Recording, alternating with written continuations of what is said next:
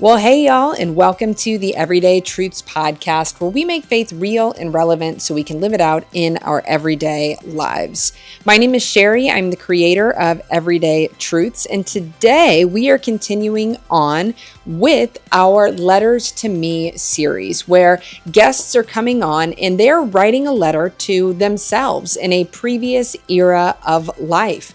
They're sharing what advice they would give to their younger selves and just showing them how far God has brought them. And in each of these letters and stories, we have the opportunity to maybe learn a little bit about ourselves too and learn from other people's experiences. So this series so far has been just so fun to listen to and to record. And I've learned a ton, and I know that you are going to learn a ton from our guest today. Her name is Damaris. She is a great friend of mine with just an interesting take. She has a unique story that I think that so many of us can learn from. And so let's get into it. Well, hey there, Damaris. Hey, Sherri. How are you doing? I'm good. I'm good. You got quiet as soon as we started. It's like you got nervous. I mean, pump the volume up on you. No, I'm so excited you're here. Yeah, glad to be here again. Again, I know. Just repeat offender. So this season on the Everyday Truth podcast, it's a season called Letters to Me, where people are writing letters to previous iterations of themselves. And it's been just a really cool journey, and I'm excited for you to share your letter and you to share just the wisdom you've gained over the decades since the era that you're writing your letter to today. But, I think you know this. I'm an awkward enough person as it is. Yeah, as am I. Yes. Yeah, you are. We're very different kinds of awkward. It is, yeah. That's interesting. But it's just like it works. It works together. There you go. But I always hate get to know you questions. And so instead we play games here. Okay. And the last time we played an office game, and it was kind of funny how it went really well in some spots and really poorly in others, but I think I just kept the good parts. But yeah, the last recording, the harder the questions got, the more accurate I was. That's right. Oh my goodness. Yeah. Only deep secret office stuff is what I know. None of the surface level. I leave that to the plebes, the peasants the of the fans, office. Yeah. Wes and I went to Painting with a Twist once and did office trivia, and we painted the office on a canvas. Yeah. Anyway, yeah. You painted the office of the office? We did. Nice. We did. The painting that's in the office is the painting that we, yeah. It's very meta, I guess. It just keeps going further and further in. So what we're going to be doing is we're going to be playing Would You Rather. Okay. Really simple. Everybody's doing the same thing this go round, but we're kind of making it a little bit specific to you and maybe a little bit to kind of your era of life now and the letter you're writing to. Okay. So let's go. Would you rather go back and relive your first church skit performance? Oh my goodness. Okay, because I think maybe we'll touch on this, but Damaris has a thick and rich background of church skit work. Yes. Relive your first church skit performance, or watch your teen MySpace profile get projected on a Sunday morning screen. Oh my goodness. Can I go with or? It's one or the other. Well, I can't remember my first skit, but I know all of them were very, not great, embarrassing. MySpace, I would go with MySpace. Yeah? Yeah, because as far removed I am from that emo life. Okay, yeah. That emo music is still, it's emo's there. not dead. It's just so it's like My Chemical Romance comes on. We're all just it's like our hair just immediately flops. Elder millennials. It's just automatically. Plus sweats and our knees, don't work like they did. But black fingernail. Fingernail polish. Yeah. I actually had my fingernails black recently, and it was really, I think technically, I don't, weirdly colorblind kind of thing, but I think it was technically really dark green, but also I felt so I was this is the energy. This is the energy that I need in my life. Yeah. Yep. All right. Emo. Yeah. And MySpace had so many better customize your profile features. And so it was Oh, it was a band. It was a great like screamo band. Anyway, I had this cool the screamo. That's one you don't hear either anymore. There you go. And then your top friends, you know, Top that you would change every friends. week depending on where they stand. Yeah, we don't want to have like a conversation with somebody. Let them know what was bothering us. Yeah, we're just going to send them straight it's like off. the other day. It's like, remember the time when we used to have relationship status that said it's complicated? It's complicated. Like, can you still do that on Facebook? I don't know. Should I check? Should I let's see how many texts I can get before the end of this recording. Let's see. Oh, it won't. I guess I'm not logged into Facebook on my computer because I'm not 100. Anyway, we'll do a test. do a test. I make fun of Wes a lot because he's not on TikTok. Okay. I'm on TikTok because I post on TikTok for, everyday truth stuff. But I always joke that I don't like TikTok. I like watching reels. Like, I watch TikToks 2 weeks late when they show up on Instagram. Yeah. But Wes is never on Instagram. He's only on Facebook. So I'm like, you're just grandpa. Like, and he's so he's only on Facebook. He is on Instagram, but he's always like sending me something. He's like, I sent you something. I'm like on Insta. I'm like, where? And he's like, on Facebook. I'm like, oh my goodness, that is for people's vacation pictures and that you don't want to look at, and for grandmas and for your aunt to wish you happy birthday. Yeah. Like that is what Facebook is for. All right. Let's see. Would you rather parallel park on a first date, pretend like you're not happily married, or accidentally wave back at someone who wasn't waving at you? I think let me back up. I'll make it more real life, okay? Because I love this question, but would you rather parallel park in a job interview? Oh goodness, that's or true. wave That back makes at someone who wasn't waving at you? Oh man, you know what? I'll go with parallel park. Really? Yeah, I'm actually a wave is just a moment. It's a moment. I know, but inside a piece of me dies. It's happened. I've also true story. I was at a wedding. We were leaving, and I wasn't waving. I went back to reach for Rob's hand. I grab another guy's hand, and he just like looks at me and like goes like this. I'm like, whoa, okay, it was an accident. Oh, but man. anyways, like.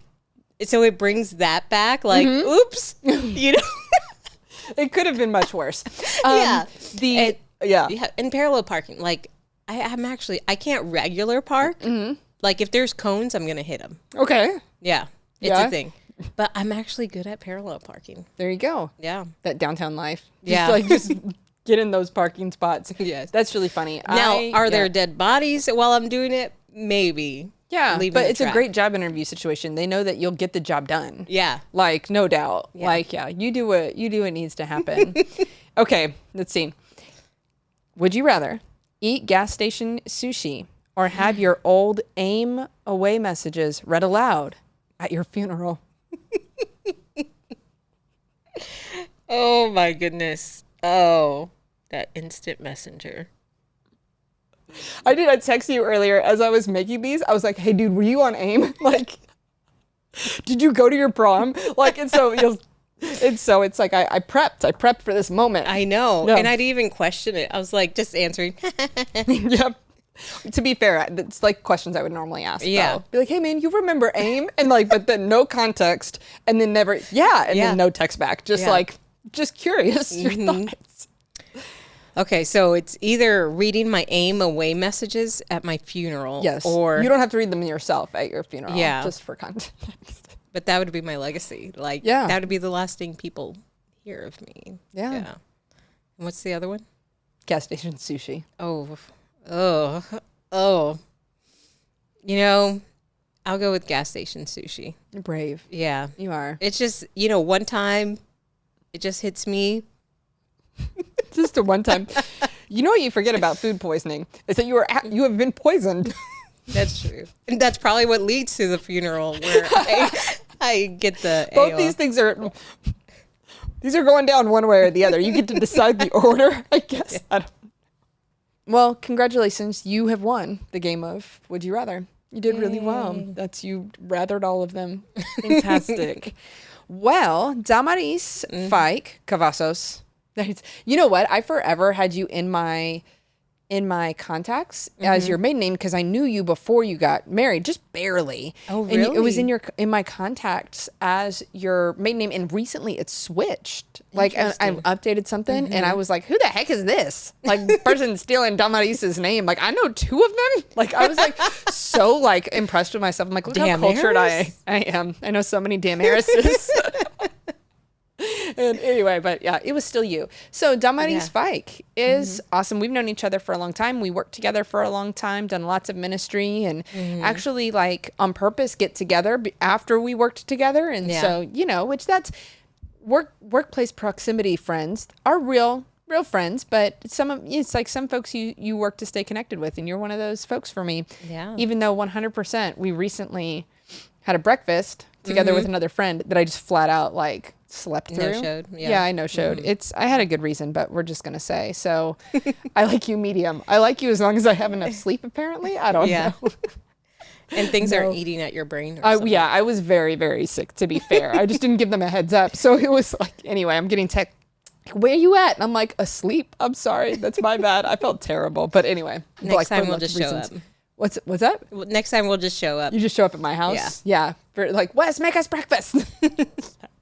And so tell us about yourself, just in general, like you're meeting somebody at an event. What's the couple things you tell them? Spiel? Surface level. Oh, okay. Well, I am a proud wife of a very supportive husband and a proud mom of 3 beautiful, strong, loud girls. So that's kind of what I do. I live my life, kind of live out my personal mission of helping to rebrand the church back to Jesus's original intent. And really what that means is helping share that hopeful narrative that I think sometimes gets gets lost in some of everything that happens in the world and through church. And so just that's how I live my life. I love people immensely. And and my faith is the foundation of how I lead, love, and live. Yeah. Those are all very, very true things about you. And to a T, I will say, because I'm immature, when you started saying, I am a proud wife, and you were saying wife, but I heard I am a proud white, and I'm like, you're starting in the wrong place. Like, very, like, opposite. Very, no, you are very proud of your cultural history. I don't mean like to call you out like, but no, just like even just, you know, the intentionality of not going by Damaris, but going by Damaris and all of those things. You're very, very proud of your culture. And just what I heard was, I am a proud white. I thought you were going to say I am a proud white. I'm like, white okay, well, I have some questions. But we won't get into those now. No. But yeah, all of that's it's your personal mission. Actually, if you haven't listened to the first season, I think it was like episode 5, because randomly I can remember that. But we talked about the rebranding. You came on to specifically talk about the church, because the church and what the church is supposed to be and our experiences within that are something that can be very complicated.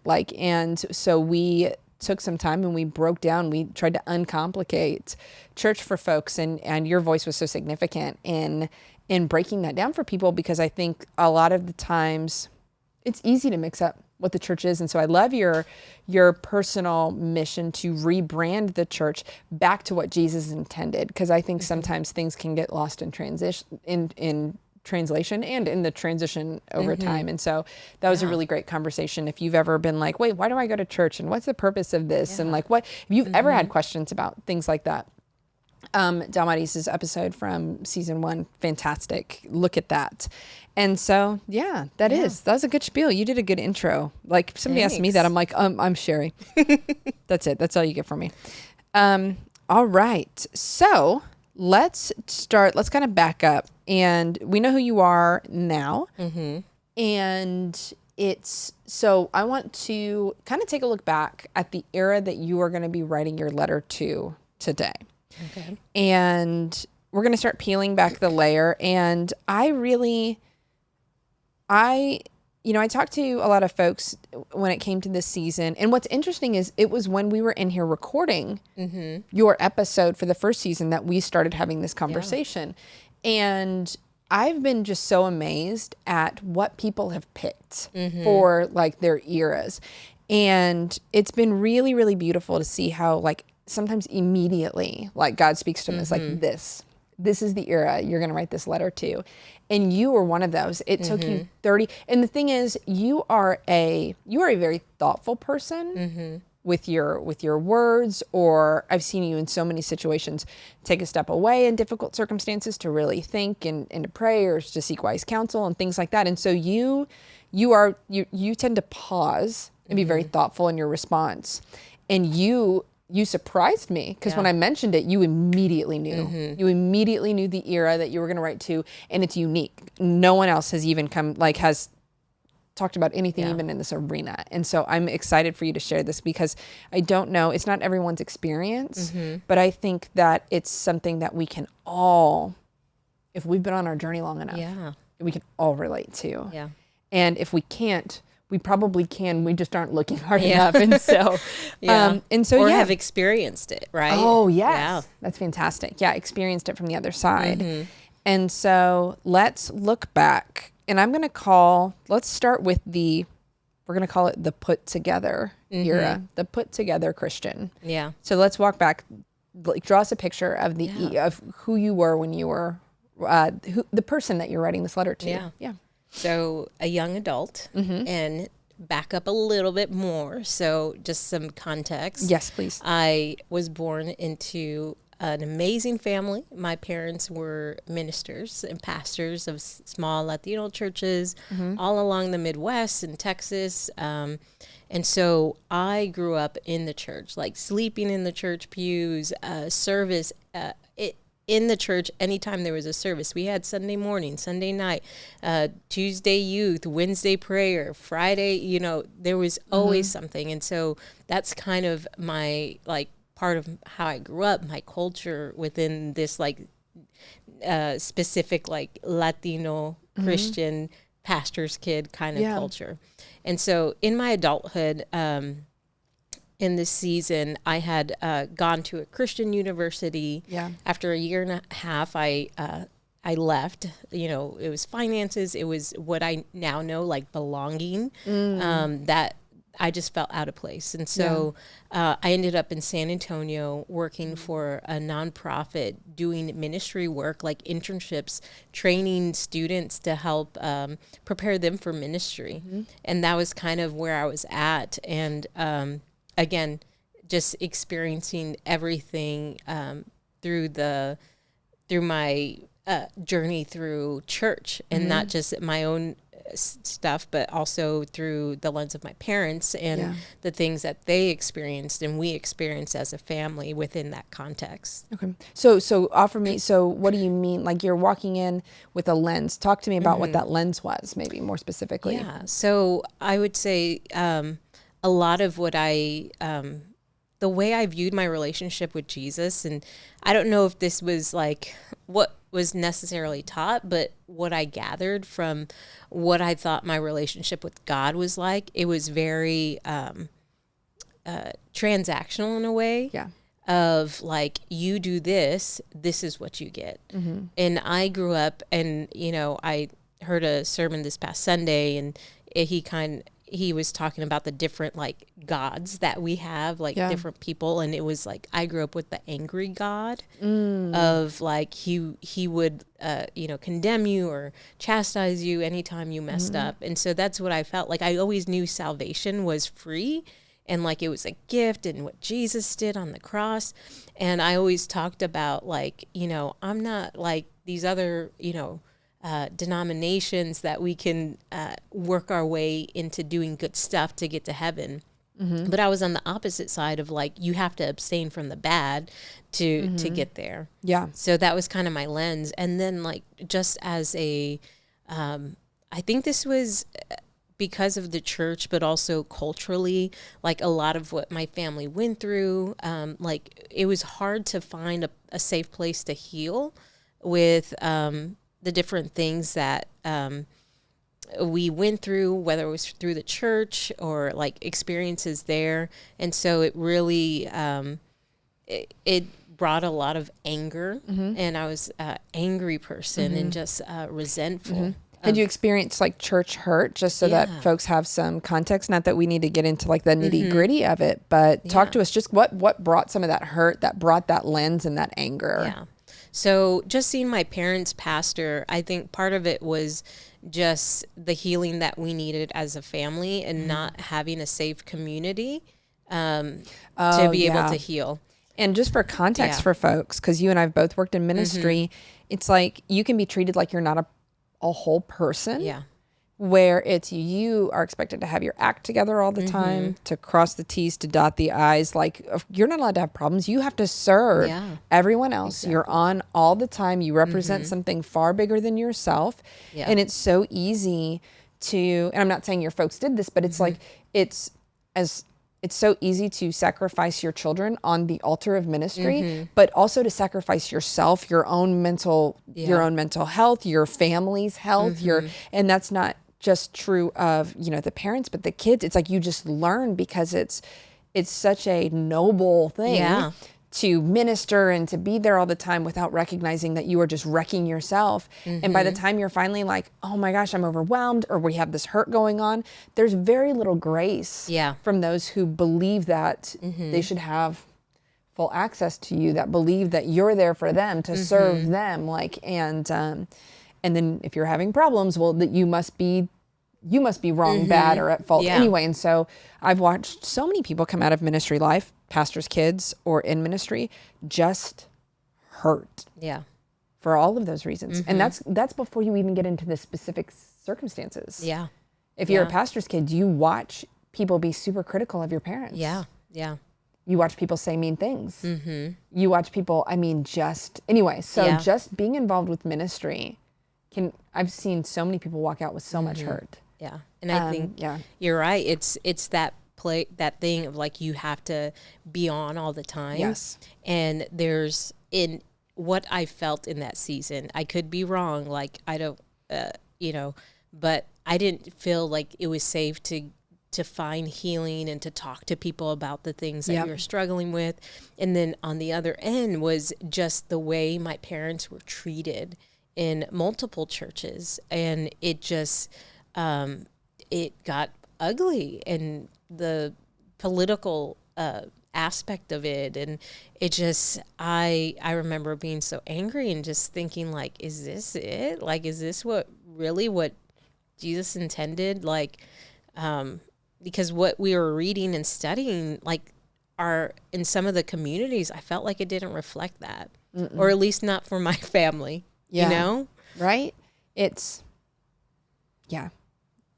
I've seen often where it's love and treat the church well, but it's almost like sometimes it's like in toxic environments, your folks in ministry can almost be the exception in that, like, no, you should be able to take it. No, my critique is, but to be fair, many have experienced where they felt like they were the exception to the rule. It's like everybody's loving and kind until you make this mistake, or everybody. And so many of us have experienced exclusion in one way or another. I just don't often think we think about the folks in ministry experiencing this.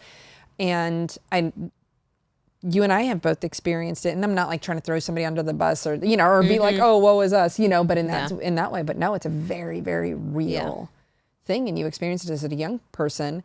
And it gave you, it sounds like, a view of God that was, that we all take on skewed views of God, but it sounds like maybe some of this was projected on him. Yeah. Yeah. And so fast forwarding, so you're walking into your young adult life with this lens and this view of an angry God. And so what does life look like? Yeah. So, like, I was doing ministry full time. Like, this was an internship program. And so I'm like, waking up, cooking breakfast for students, teaching Bible classes, helping with worship, going out and, doing production events and preaching and teaching and all these things. So very like spiritual time. Like some of my most like memorable spiritual moments happen within the season, which is crazy. Which God speaks even in difficult seasons. Yeah. And but I was so angry. Like, I was so legalistic and judgmental. And I remember, like, even when someone would mess up, like, I was there, like, to rip them. You know, I was there to, like, tell them about why all the things and how could you, and, you know, perhaps using, like, Bible verses and things like that to, like, really weaponizing. Yes, yeah. I was such a, like, rules, like, you know, ruled by rules. So much that, like, my nickname, speaking of, like, what people call me, was, they would call me Damaris. Because, like, we would have this, like, thing That's where so clever. yeah, because they would get demerits if they showed up late or, like, they didn't do stuff. And it was this whole beat system. But anyways, yeah, so my nickname became Demerits because, like, I was the one that was like, no, you gotta, you know, if you're a minute, if you're on time, you're late, you know, all those things. And just everything. I was like, I'm a pretty serious person, you know, like, I wish I was more fun. No, when you make a joke, like, I'm ready for it. Like, I'm like it's like it's happening. This is the moment. Like, we've been waiting for this. Like, so, like, I know personality wise, but back then there was, like, no joy. I feel like I was just angry and like just always seeing the wrong in people and in everything. Just super legalistic and judgmental.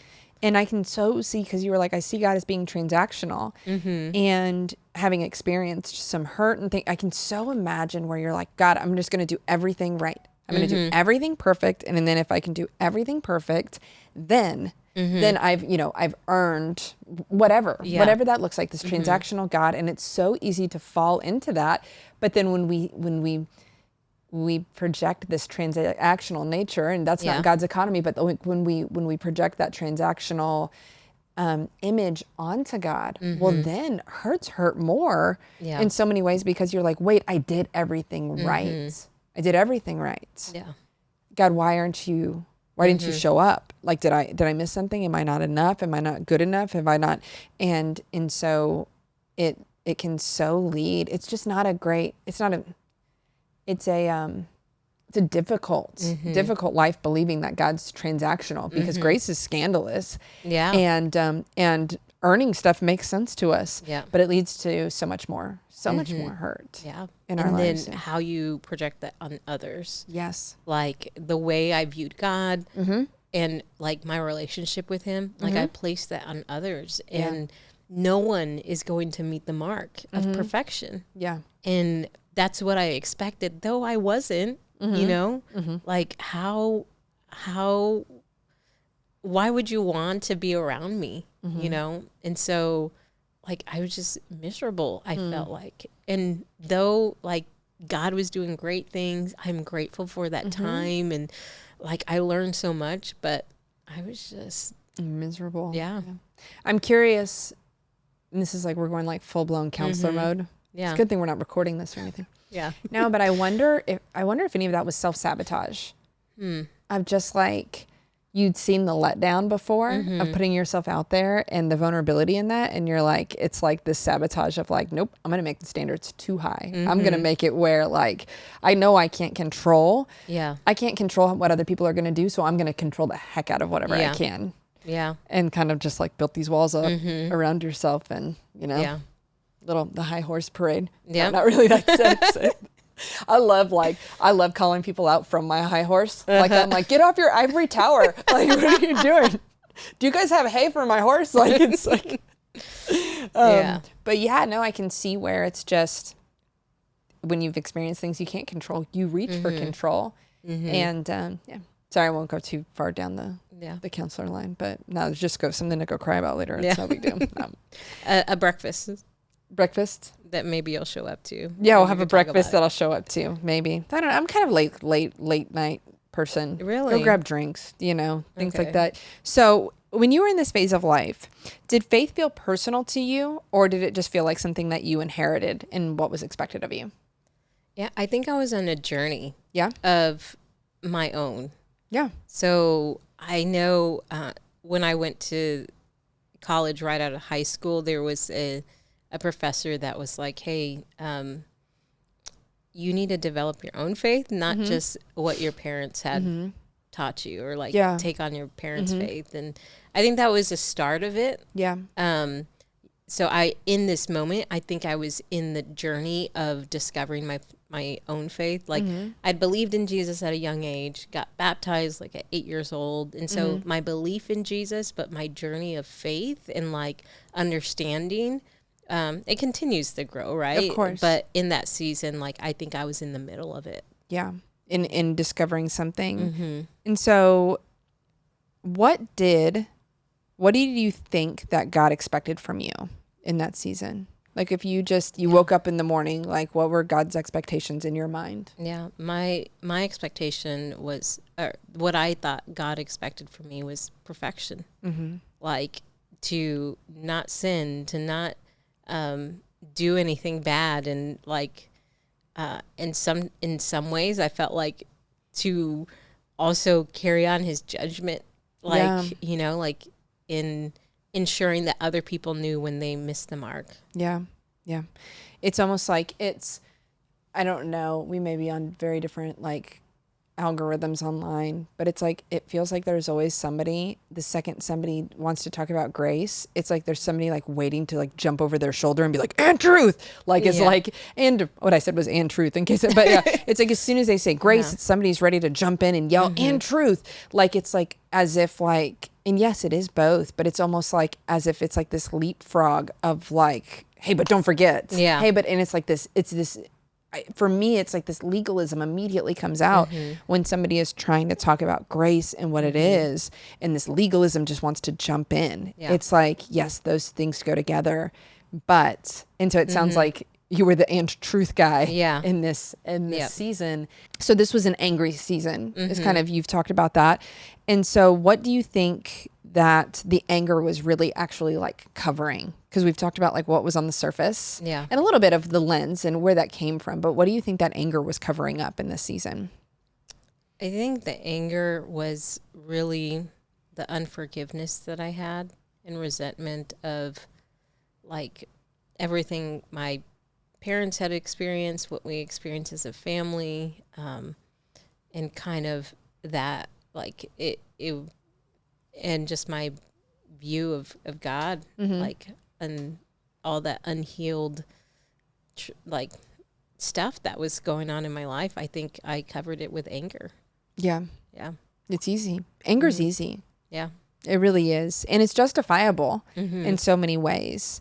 And so do you remember, because this legalism, you talked about how, demerits, like how you angled it at others. Do you ever remember a moment where you saw your words and your judgment do harm to someone else? Yeah. I can think of many.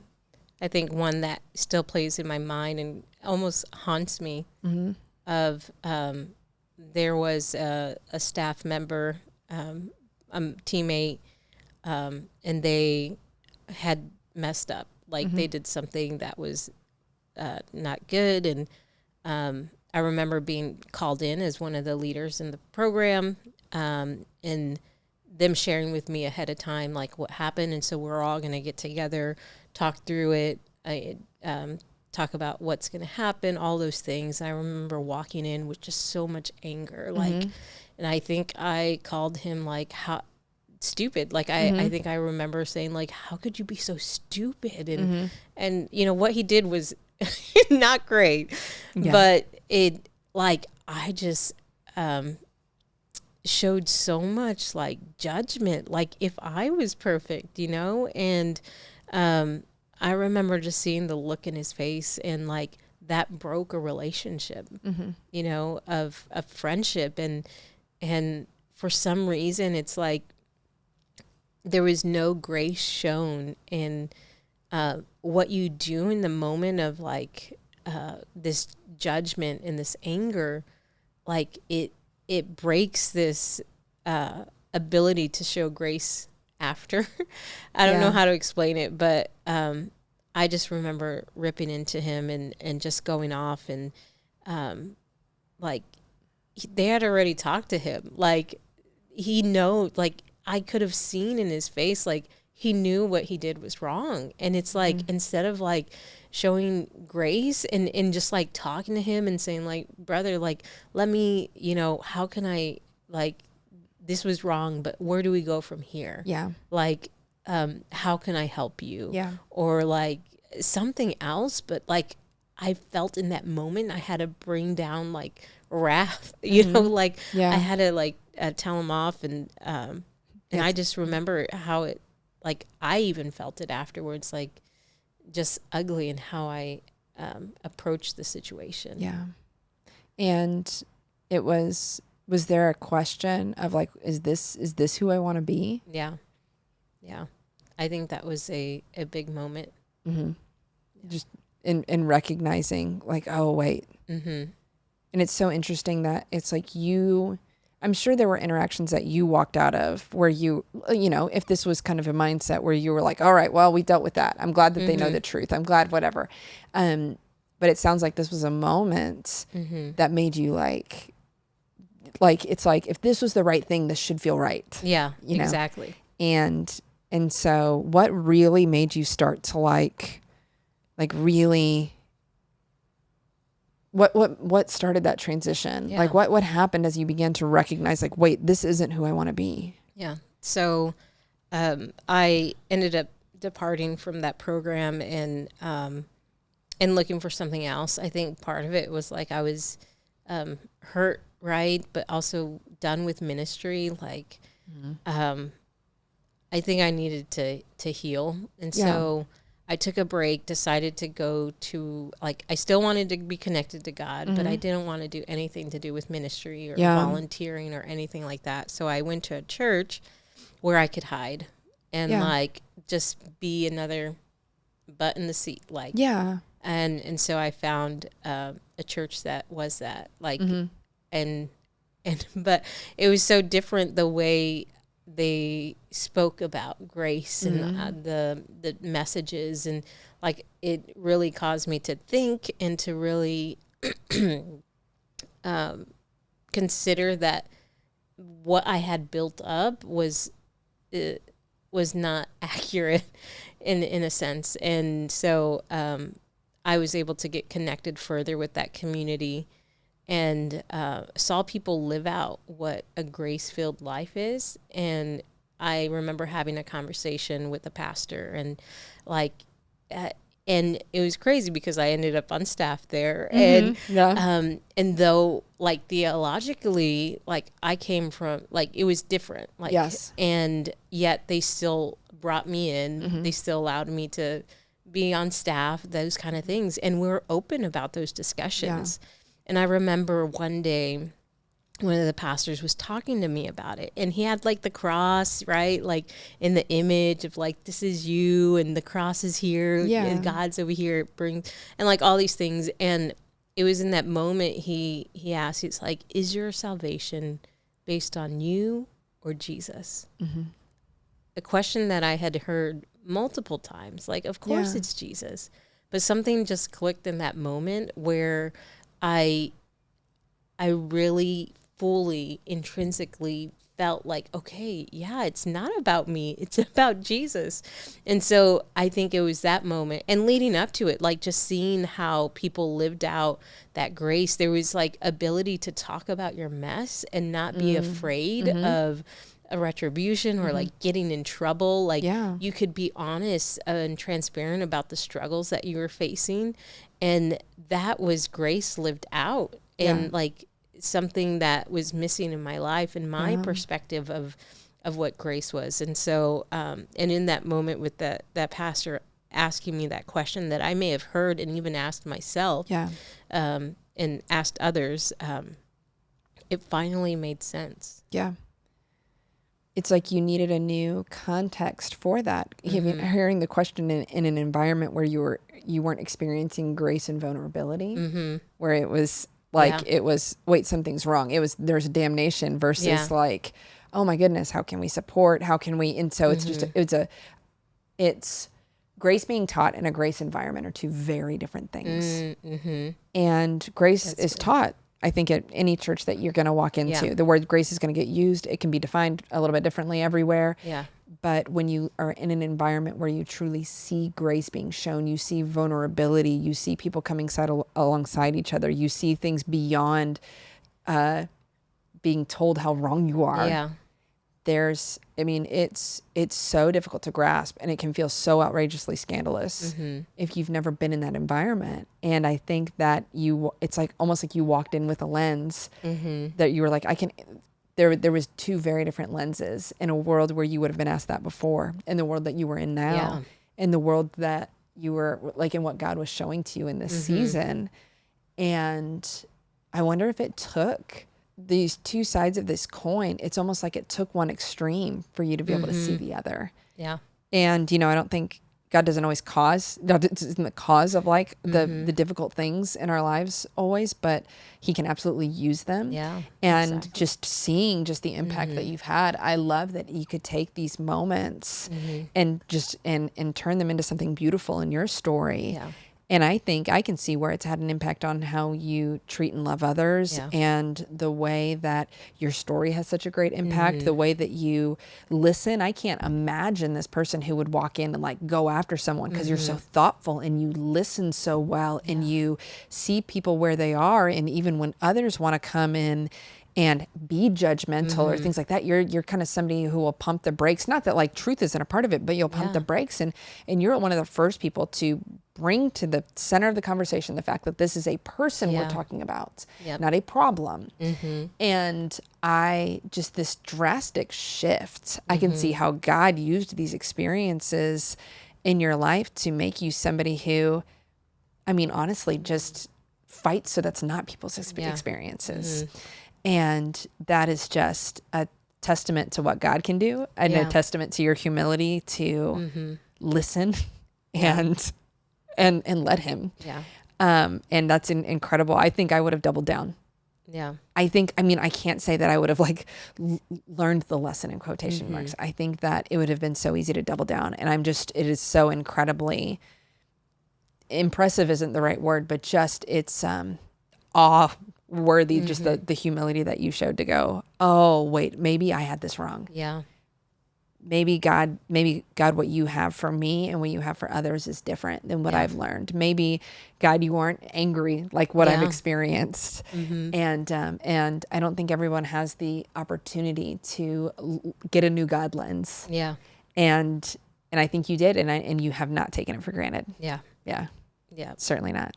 Yeah. And I will say, like, that piece of me still creeps in from time to time. But now I know where and when to recognize it. And it just, it makes me think, like, even as a believer, there can be a huge transformation in your life when you really understand who Jesus is and what he's done for you. And like, it's not like in some ways it is, but like, Saul and Paul, right? Like he came from persecuting to like, preaching the gospel to everyone. And like, I don't know where I was going with that. No, you're good. No, you're fine. It's but it was, like as a believer, there could still be a huge transformation in your spiritual journey. Like, it doesn't mean you go from like the worst of the worst or the, killing, that's where I was going. From killing Christians to like, preaching the gospel. But it's like, there can be some significant moments within your spiritual journey. Yeah. And even as a believer. Yeah. But you have to have the humility to listen. And because it's so easy. I've seen so many, I think you can see so often when, as folks make it further into their journey, they become more legalistic. And you see the flip-flop of that. I've seen the flip-flop of that lots of times, but not nearly as often. But no, there should never be a moment where you're like, I have arrived and God has nothing else to teach me. We should always be ready to be surprised, even when it's uncomfortable. Yeah. And I think that it's just a good lesson, I think, for all of us, is that we don't have it all right. Yeah. We don't have it all figured out. We need to keep our eyes open and our ears open and our minds and our hearts open to what it is that God has for us, even when it doesn't look the way that we thought that it would. because I'm sure yourself then wouldn't recognize you now. Yeah. And I think you're going to talk about that some, but what do you think that maybe that version of you, what would they be surprised by today? I think they would be surprised how much I love people. Like, I'm led by my love for people, and that's only through Jesus. Yeah. I love that. That just, as you've grown closer to him, that is what we should see. Yeah. It's just see, it's by our love that people will know that we are his followers. And that's what we should be seeing in our journey. Yeah. And how beautiful that it's looking back, it isn't, hey, they'd be surprised by how far I haven't gone. I think it's no, they would be surprised. She would be surprised by how much I've learned to love. And only Jesus can do that. Yeah. The letter that you have written, any of our letters that we write like this, they're not just a letter to us. They're a letter to others that have experienced, that can relate. They very much are, because the reality is you can write to that version of yourself, but she doesn't technically, like it's healing in you, but this is somebody's situation right now. And so you're going to write to that person. We're going to, when you read your letter in a second, but maybe somebody who, let's for a moment think about somebody, this may be difficult, but think about somebody that's on the other side who maybe has experienced someone who has experienced judgment, and not from the perspective of like, speak to the person that were judgmental towards, but like just for somebody who's experienced judgment and have begun to believe that that's who God was. Because to be fair, in your story, that was the beginning of your story. That's how you got there, was. And so to the person who has experienced that judgment, like, what is it that you would say to them? Yeah. I would say, I'm sorry. That isn't God. Like, I would say that there's a Jesus who loves you, and he cares for you. And I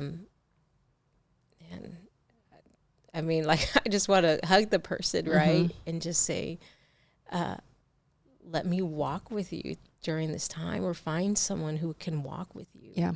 Like, if you face that, talk to, there are people who follow Jesus and, sometimes don't always get it right. Like, there are people who are going to hurt people. And, I've been there, and I was trying my best. Like, I was trying to do what was right, and that's what my lens was. And so understanding in the same way that you should have received grace, like, offer grace and find the right community to be able to get both, right? Like, grace and truth, and find that place so that way you can find healing from whatever that situation was, or to find a community full of grace. Yeah. Look for grace. And not everybody's, all people are different people. Ted Lasso. And just because it was something you've experienced with one believer, doesn't mean that that's going to be your experience with everyone. And so it's, I think that's really good. And is there something, we're going to get into your letter, but is there somebody that maybe is finding themselves in a season of legalism, whether they think it's right, wrong, or other, or maybe they don't recognize it even, like, what would you, just if you had like the 30 seconds to speak into their life, what would you say to them? That there's grace for you. Like, you can, you don't have to be perfect. Then why would you need Jesus? And I would tell them, like, again, find a community of grace, because God's love doesn't depend on how you measure up. Like, you are loved, you are his child, and you don't have to carry that burden of legalism. Yeah. It is insane to me that the advice to these two people on two different ends of the spectrum, even though they're probably more alike than they realize, is the same. Yeah. It's, you need to come to understand what grace is, and you need to find yourself in environments that can help model that for you, and let God move and work in that. That is, I can't think of many instances where the advice for two different folks could be more similar. And isn't that just the beauty of grace? That is the antidote to both legalism, like being somebody who finds themselves in the trap of legalism, and for those who are finding themselves being trapped by it in a different way. They're all trapped. Yeah. And that the key to that cage is grace. Yeah. On either side. That's beautiful. That's good. It is. Yeah. It is. And so I'm going to have you read your letter. Okay. If you're ready to do that. Yep. And so let's do that. All right. Dear young Damaris, I see you. I see the anger you're carrying and the weight you feel to get everything right. I see the way you've been hurt by the church and how instead of seeking healing, you chose to strive for perfection. You learned early on that looking put together was safer than being vulnerable. But the anger underneath, it's real, and I know you feel ashamed when it spills out onto others. You've believed in Jesus your whole life, but somehow never fully understood grace. You would never say you earned salvation through good deeds, but you still live like you had to avoid bad ones to stay in God's good graces. You carried this quiet fear that if you messed up, it would all fall apart. Your salvation hung by a thread. That misunderstanding kept you trapped in a cycle of performance, both for God and for the people around you. And because you didn't know how to receive grace, you didn't know how to give it either. You held others to impossible standards because you're holding yourself to them too. You lashed out your anger when others didn't meet the mark. But here's what I want you to know. God was never waiting for you to be perfect. Even in the mess, even in your most legalistic, angry days, he loved you and you were his. You won't see it at first, but he's going to lead you to a community that will be what you need. One where people don't just talk about grace, they live it. Through them, God will begin to peel back the layers of your striving. There will be one conversation in particular, one question you've heard 100 times before that finally sinks in. Is your salvation based on you or on Jesus? That's the moment it will click. The thing you once thought was a watered-down gospel, a crutch or an excuse, will become the very truth that sets you free.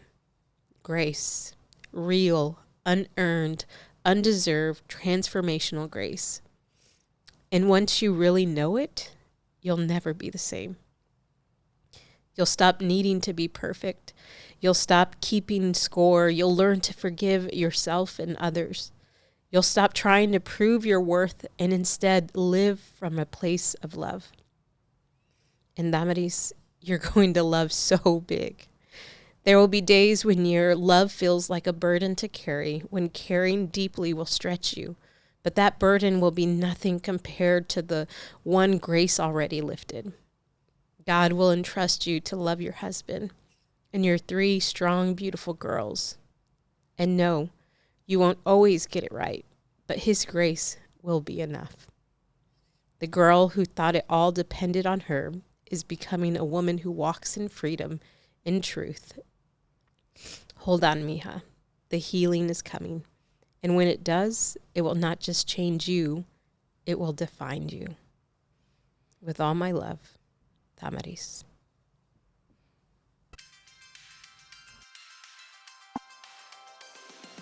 What an incredible story and letter that Damaris shared with us. I hope that this was just as much of a blessing to you as it was to me. Special thanks to Damaris for being on the podcast today. And so if you're not already, make sure that you subscribe to the Everyday Truths podcast wherever it is that you're listening. It goes an incredibly long way to help get everyday truths out to others who need real and relevant faith in their everyday lives. In our next episode, we are jumping into another letter to me, where we have the opportunity to learn from yet another unique story. And so I hope you'll hop on and check that out too. And we'll see you next time.